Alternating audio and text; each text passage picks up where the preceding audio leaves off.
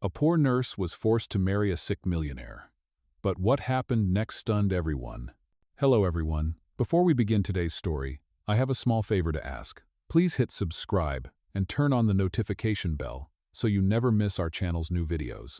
It is quick, free, and the best way to support us in bringing you more dramatic stories. Your support means the world to us. Where are you watching from? Drop your city or country in the comments below. Thank you very much. Now let us return to our main character. The rain was steady that afternoon, falling in thin silver threads across the gray skyline of Boston. The sidewalks glistened as Anna Monroe hurried out of St. Mary's Hospital, her shoes soaked, her uniform clinging to her after a long shift. She was only 24, but the lines of exhaustion already traced her face. Her mother's medical bills were piling higher every week, and her younger brother's tuition had been left unpaid for the second semester in a row. Anna clutched her worn leather bag close, her paycheck tucked inside. It was not enough. It was never enough. She had worked double shifts, skipped meals, and still the numbers did not add up. The hospital cafeteria lights glowed behind her as she stepped into the rain, and for a moment she wished she could disappear into the crowd and stop fighting so hard.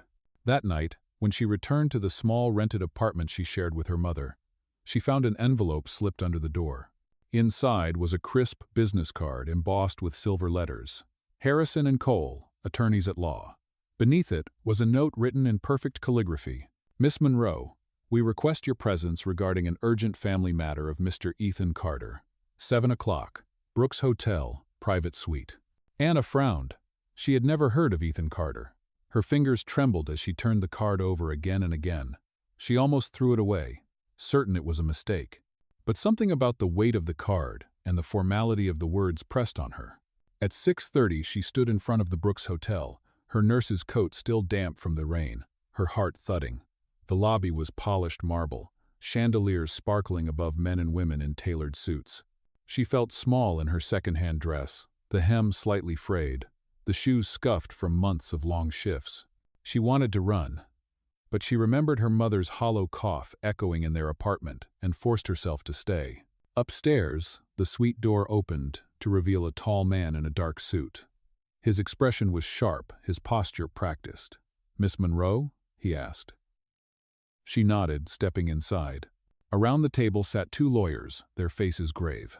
At the far end of the room, a man reclined in a chair, pale against the glow of the lamp. His features were striking despite the weariness etched across them. His eyes, gray as storm clouds, studied her with unsettling calm. "This is Mr.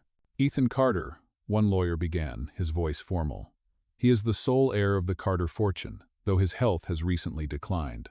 Anna's breath caught. The Carter name was everywhere: philanthropy galas, hospital wings, technology firms. She remembered hearing gossip in the hospital halls. A young billionaire struck by illness, too weak to manage his empire. Ethan's lips curved faintly, though his voice carried a rasp. "Let us not waste time. Miss Monroe, I am offering you a contract marriage." The words hit her like cold water. She stared at him, certain she had misheard. "Excuse me?" she whispered. "You will marry me," he said, his gaze unwavering. "The arrangement will last 1 year. You will receive financial security and your family's debts will be cleared. In return, I secure my inheritance from relatives who circle like vultures. This is not about romance. It is business." Anna's pulse pounded in her ears. She glanced at the lawyers, expecting someone to laugh, to tell her it was a cruel joke. But their solemn expressions told her it was deadly serious. Her throat tightened. A part of her wanted to scream, to refuse, to walk out, and never look back. But then she pictured her mother in that hospital bed, struggling to breathe. She pictured her brother packing his things because college had slipped out of reach. The rain lashed harder against the hotel windows as silence filled the room. Anna clenched her hands, her voice barely steady. "What happens if I say yes?" Ethan leaned forward, his gray eyes burning into hers. "Then, Miss Monroe, your life changes tonight." Anna's world tilted as the words sank in. A contract marriage. It sounded absurd, almost cruel, yet the steady gaze of Ethan Carter told her this was no joke. The lawyers slid a folder across the table. the sharp snap of paper against wood echoing in the silence. Inside was a written agreement, page after page stamped with seals, detailing terms she had barely the strength to read. Her lips trembled. "Why me? You do not even know me." Ethan's voice was calm, though a touch of weariness lined each word. "Precisely. You are young, unattached, and desperate enough to consider this. I do not need affection. I need a name on paper, someone untangled from my family's schemes." Anna's pulse raced. Desperate enough. He said it without malice, but it cut like a blade. She thought of the envelopes of overdue bills stacked on her kitchen counter, her mother's prescriptions waiting at the pharmacy, the landlord's threats to evict them. "I cannot," she began, but the older lawyer leaned forward. "Miss Monroe, you will have 24 hours to decide. But understand this, opportunities like this do not return." They dismissed her gently, as though she were nothing more than another client. She stumbled out into the storm, rain pelting her face, her mind a hurricane. By the time she reached home, her dress clung to her skin, her shoes squelched with every step. Her mother sat weakly in the chair by the window, a blanket draped over her knees. "Anna, you are soaked," she whispered, her voice strained. Anna knelt beside her, taking her frail hand. "Mother, what would you do if someone offered to fix everything, but in exchange, you had to marry a man you do not love?" Her mother's eyes, though clouded with illness, still carried warmth. "I would ask myself what love truly means. Sometimes love is not fireworks. Sometimes it is sacrifice. If it saves you, if it saves us, perhaps it is worth considering." That night Anna lay awake, staring at the cracked ceiling of their apartment. The rain tapped against the glass like a relentless clock. Every path forward seemed impossible. She could keep fighting, working double shifts until she broke, or she could take the hand fate had thrust upon her. The next evening, she returned to the Brooks Hotel. This time, her hair was neatly tied, her second-hand dress pressed as best as she could manage. When she entered the suite, Ethan sat at the head of the table again, a blanket over his shoulders. He studied her as though she were a puzzle. "You have decided," he said. Anna swallowed, her voice steady though her chest shook. "I will do it." A faint smile touched his lips, but it never reached his eyes. "Good. The arrangements will be made immediately." 1 week later, Anna stood inside a small courthouse. The walls smelled faintly of dust and ink, the overhead lights humming. A clerk read the vows, her voice flat, as though it were any other paperwork. Ethan stood beside Anna, his suit impeccably tailored, his complexion pale from illness. Anna's fingers shook as she repeated the words, her heart pounding with each syllable. There were no flowers, no music, no family or friends. Only the cold formality of signatures and the sound of a notary stamping papers. When the officiant pronounced them husband and wife, Ethan turned to her with the smallest flicker of something unreadable in his eyes. "Welcome to your new life, Mrs. Carter." "Oh?" The words chilled her. Outside, the rain had begun again, light but steady, as if the sky itself marked the strangeness of the moment. That evening, a car carried Anna up a long driveway toward the Carter estate. The mansion loomed ahead, columns rising like stone guardians, windows dark and vast. The iron gates creaked shut behind them, sealing her inside a world she had never imagined. She stepped out, clutching her small suitcase. The air smelled of wet earth and roses from the garden. Servants moved silently, avoiding her gaze, as if she were an intruder. Ethan waited at the entrance, leaning on a cane, though he tried to mask the weakness in his stance.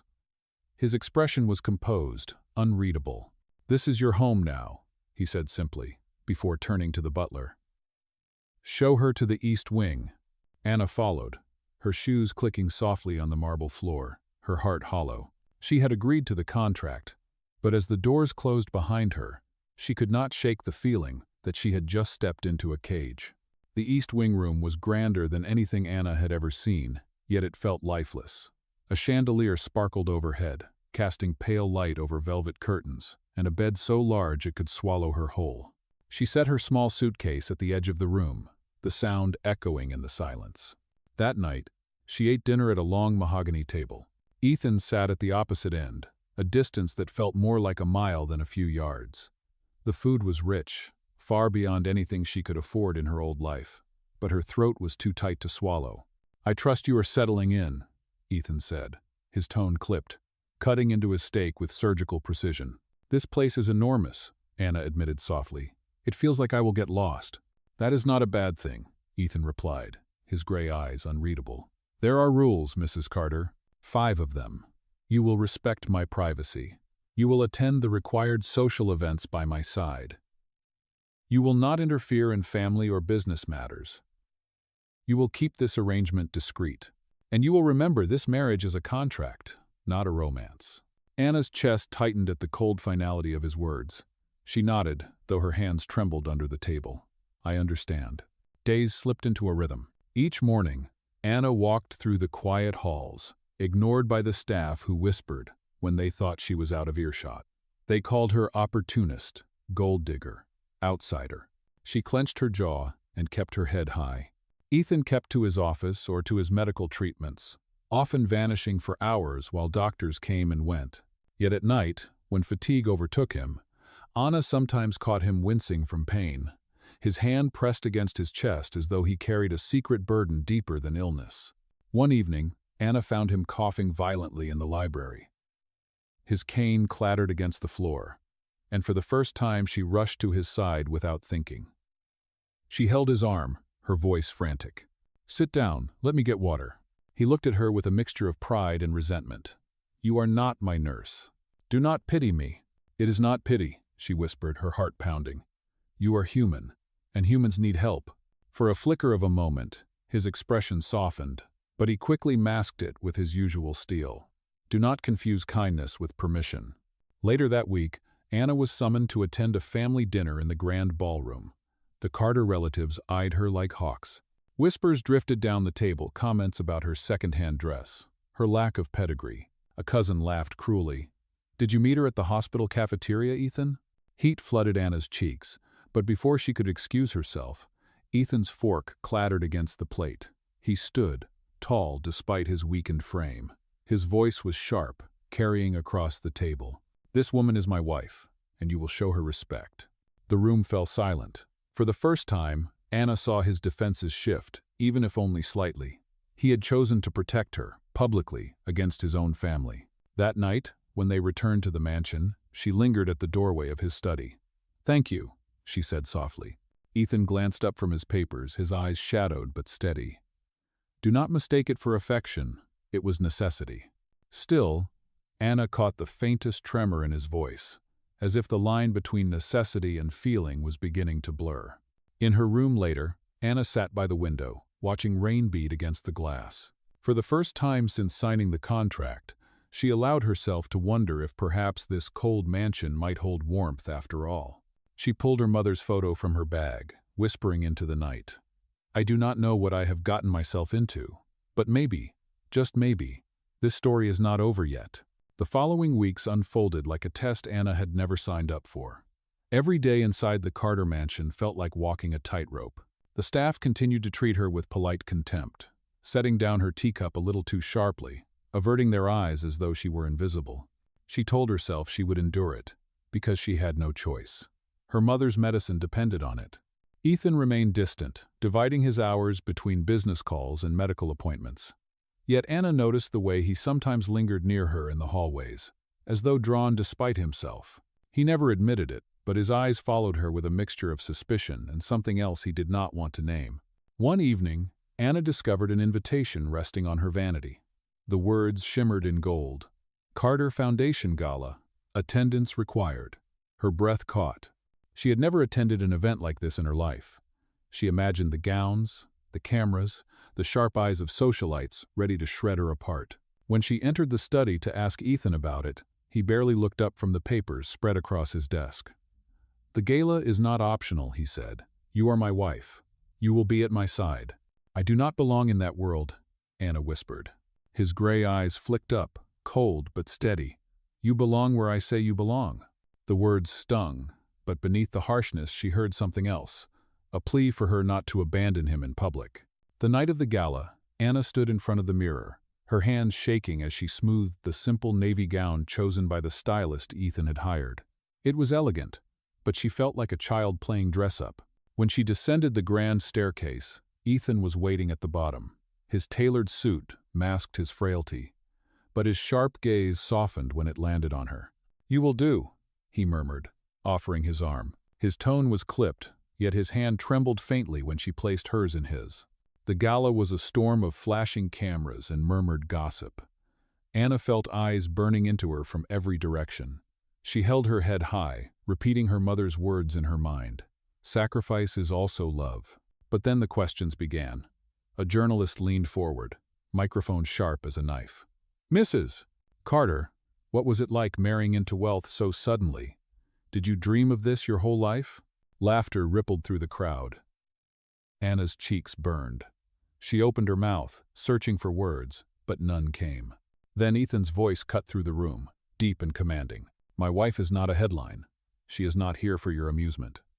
His arm tightened around hers as he pulled her closer, shielding her with his presence.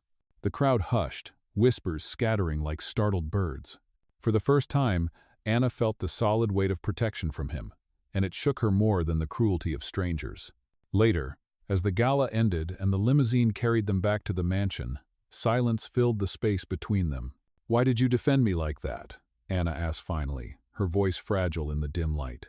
Ethan turned his head toward the window, his reflection fractured in the glass. "Because they crossed a line. And because no one deserves to stand alone." "Oh." Anna stared at him, her heart tightening. For all his coldness, there was a fracture in his armor, a shadow of loneliness he could not hide. That night, long after he retreated to his wing of the house, Anna lay awake, replaying his words. For the first time, she wondered if beneath the contract and the bitterness, there was a man who wanted more than survival. And she asked herself a question she was not ready to answer.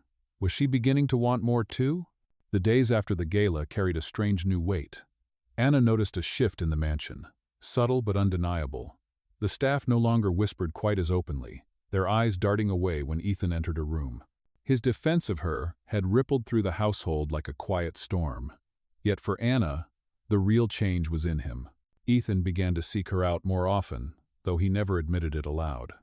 In the mornings, he appeared in the dining hall instead of taking breakfast alone.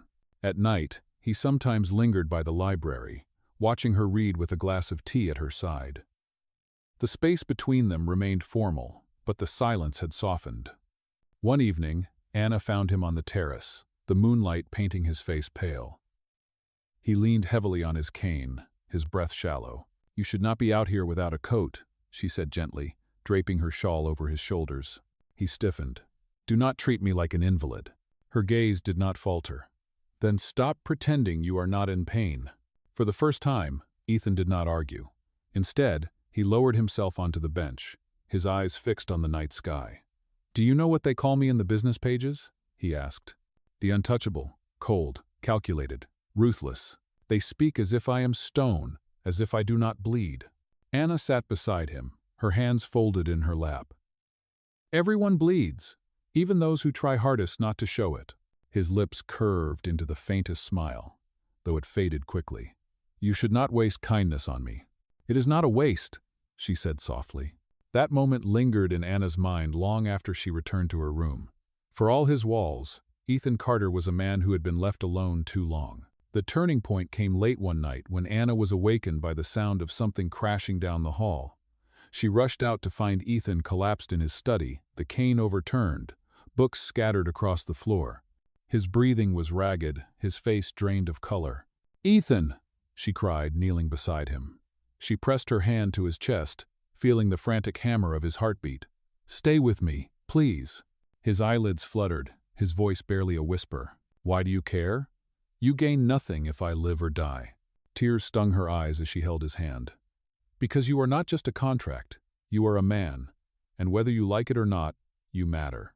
The doctors arrived swiftly, summoned by her frantic call. They tended to him, muttering about stress, fatigue, untreated complications. Anna stood at the doorway, shaking, her dress damp with tears. When they finally left, Ethan lay still on the bed, pale but breathing. She sat by his side through the night, her hand resting lightly on his. At one point his fingers twitched, curling around hers in a gesture so faint she almost thought she imagined it. By dawn, the first rays of sunlight spilled into the room, washing the walls in gold. Anna whispered, her voice raw. I thought I could do this without feeling. I was wrong. Ethan stirred, his eyes opening slightly, gray and tired but focused on her. For the first time since she had met him, the steel in his gaze broke. You should not have stayed, he murmured. I could not leave, she replied simply. Silence stretched between them, but it was no longer empty. It was charged with something unspoken, fragile, and new.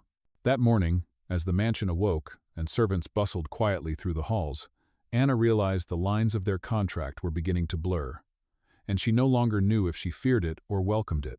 The days after Ethan's collapse changed the rhythm of the Carter mansion. Doctors came and went with a new urgency, prescribing treatments and adjustments to his routine. Anna insisted on being present, hovering in the background, offering water or steadying his hand when fatigue overtook him. At first, Ethan bristled at her presence, but he never told her to leave. Slowly, she realized he had grown used to her being near. One quiet afternoon, she found him in the sunroom, the light spilling over his pale face. A chessboard sat between them, untouched, but Ethan gestured for her to sit. "Do you play?" he asked, his voice low. "Not well," Anna admitted, taking a seat across from him. "Good. Then perhaps I will win for once."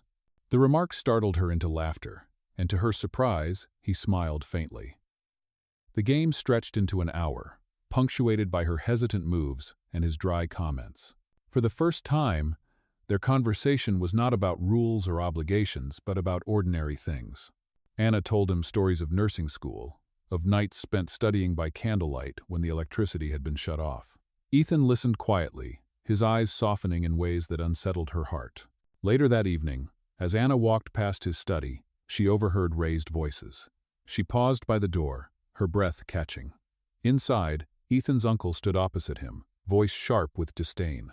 "You think marrying that girl will save you?" the older man hissed. "She is nothing. When you are gone, she will run off with your fortune, and the company will be ours again." Anna's stomach twisted. She pressed a hand against the wall to steady herself. Ethan's reply was colder than she had ever heard it. "You underestimate her, and you underestimate me." The uncle scoffed. "You are dying, Ethan. Everyone knows it. That girl cannot protect you. No one can." "Oh." The door swung open suddenly, and Anna stumbled back, caught in his glare. The uncle sneered at her before storming past. Ethan sat heavily in his chair, his breathing ragged. "Do not listen to him," he said without looking at her. Anna stepped closer, her voice trembling. "Is it true? Are you sicker than you told me?" For a long moment, Ethan said nothing. Then his eyes lifted, gray and haunted. "There are things you do not need to know." Her chest tightened. "I am your wife, even if it is only a contract. Do not shut me out." The mask slipped for just a second. "I am afraid," he whispered. The word startled her more than any declaration of love could have. She reached for his hand, her voice firm. "Then do not face it alone." That night, lying in her bed, Anna replayed his words over and over. The untouchable Ethan Carter had admitted fear, and he had admitted it to her. The following week, preparations began for another Carter Foundation event. Anna dreaded it, but Ethan insisted she attend. "Appearances matter," he said, though his tone was weary. "They expect a united front." The ballroom glittered with chandeliers and polished marble. Anna walked beside Ethan, her arm in his, aware of every eye watching. The whispers were sharper this time, tinged with envy as well as scorn. Halfway through the evening, a woman approached them, elegant and poised, her eyes gleaming with malice. "Ethan," she purred, "you have traded quite down this time." Anna stiffened, but before she could retreat, Ethan's arm tightened around hers. "She is my wife," he said evenly, his voice cutting through the noise. "And she is worth more than every last one of you." Gasps rippled through the crowd. Anna's heart pounded, not from shame but from a warmth she had not expected. Later, as they left the gala, the limousine lights casting shadows across his face, Ethan whispered, "You do not deserve their cruelty." She met his eyes in the dim glow, her breath unsteady. "Then why keep me here if it hurts us both?" His reply was almost a confession. "Because I cannot imagine this house without you anymore." Anna turned away, her heart racing, knowing that the lines of their contract were dissolving, and something real was taking its place. The fragile peace did not last. A week after the gala, whispers began to circulate in the Carter household. Servants exchanged knowing glances, and Anna felt the sting of judgment wherever she walked. One morning, as she entered the study, she found a folded newspaper lying on Ethan's desk. The headline screamed with venom: "Gold digger nurse traps ailing billionaire." Her hands shook as she read the words. Grainy photographs showed her leaving St. Mary's Hospital, a picture of her carrying groceries in worn clothes. Another of her entering the courthouse on the day of their wedding. The article accused her of scheming, of marrying Ethan for wealth, of waiting like a vulture for his death. She looked up to find Ethan standing in the doorway. His face was unreadable, carved from stone. "You knew this would happen," he said quietly. The accusation sliced through her. "I never wanted this attention. I never wanted your money." "Then why are you here, Anna?" His voice cracked, low but sharp. Was it pity? Was it desperation? "Tell me the truth." Her chest heaved, words catching in her throat. "I am here because I had no choice. But somewhere along the way, you became more than a contract to me." Ethan turned away, his shoulders rigid. "I cannot know if that is real, or if it is what you think I want to hear." Before Anna could reach for him, the door opened again. His uncle strode in, his expression triumphant. "Do you see? She has brought nothing but shame. End this farce before the board forces you to." Ethan's jaw tightened, his hand gripping the edge of the desk. "Get out." But the seed had been planted. The board questioned his judgment, shareholders whispered about scandal, and the mansion's halls grew colder. Anna felt the distance between them widen with every passing day. That night, as rain lashed against the windows, Anna stood by the east wing balcony, staring at the storm. Her heart felt hollow, the walls of the mansion pressing in like a cage. She had fought to prove herself, to stand beside him with dignity, yet all it took was one article to unravel everything. When Ethan did not come to her room that evening, she knew the truth. The contract still bound them, but their fragile bond had been broken by suspicion and fear.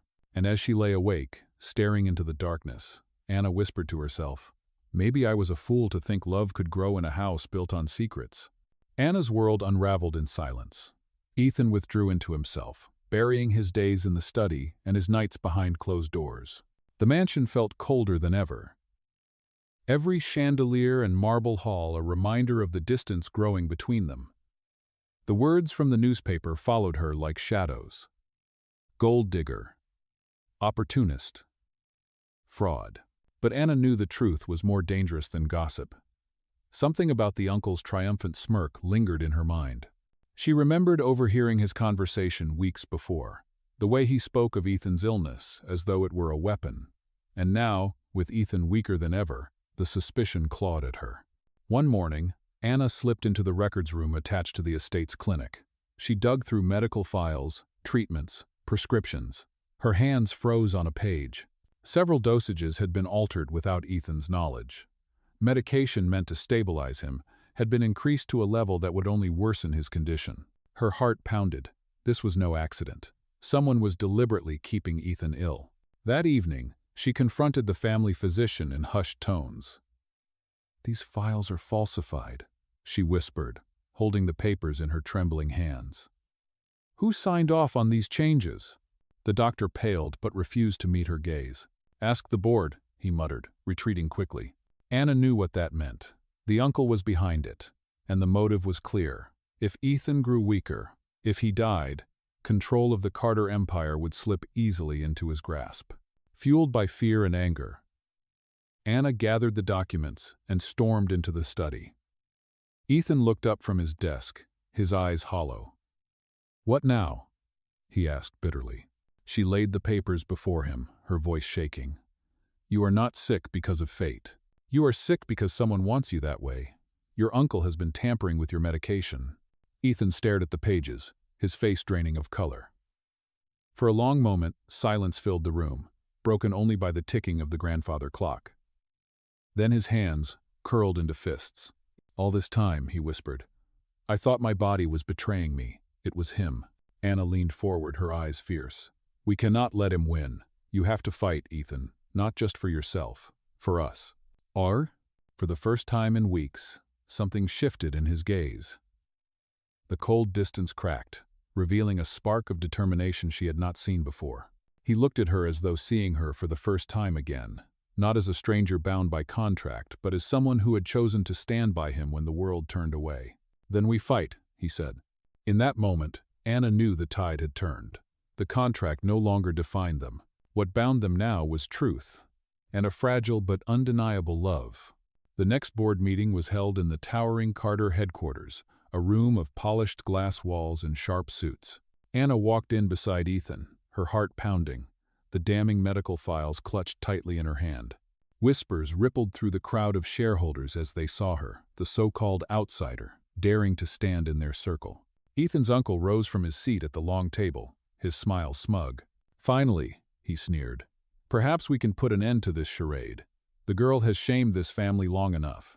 Anna stepped forward before Ethan could speak. Her voice was steady, carrying through the chamber. "This marriage may have begun as a contract, but what I bring today is not love or appearances. It is truth." She laid the files on the table, page after page of altered prescriptions, signed off under the uncle's authority. Gasps filled the room. One of the doctors, trembling, confirmed her words. The evidence was undeniable. Ethan stood then, his cane tapping against the marble floor as he faced the board. His voice was hoarse but powerful. "You see before you a woman you mocked as unworthy. Yet while my own family sought to poison me, she fought to save me. Anna is not my weakness. She is my strength." Security entered, and the uncle's protests turned to shouts as he was escorted out of the building. The board, shamed into silence, could only watch as Ethan declared, "From this day forward, the Carter legacy will not be built on greed, but on truth." When the meeting ended, Ethan leaned heavily against his cane, his breath unsteady. Anna reached for his arm, but he caught her hand instead. His gray eyes, once so guarded, now glistened with something raw and real. "I married you to protect myself," he whispered. "But you have given me more than protection. You have given me life." "Oh?" Anna felt tears rise, her chest aching with relief. "Then let us end the contract," she said softly. Ethan shook his head, pulling a small velvet box from his pocket. Inside gleamed a ring, simple but luminous. No contracts, no conditions, only choice. "Anna Monroe, will you be my wife for real?" Her answer came with a smile and a trembling yes, her voice breaking as the boardroom erupted in stunned silence. Months later, the Carter estate no longer felt like a cage. It was filled with light, with laughter, with the sound of music echoing down the halls. Anna's mother had been moved into the mansion, her health improving with care. Ethan grew stronger, each day shedding the shadow of sickness. On a warm spring morning, in the gallery Ethan had rebuilt as a gift, surrounded by canvases Anna had painted herself, they stood hand in hand. Guests gathered quietly, not for power or profit, but for love. When the officiant pronounced them husband and wife, Ethan pressed a kiss to her forehead and whispered, "The contract is over. This is forever." And for the first time since she walked into the Carter mansion, Anna felt not like an outsider, but like she had finally come home.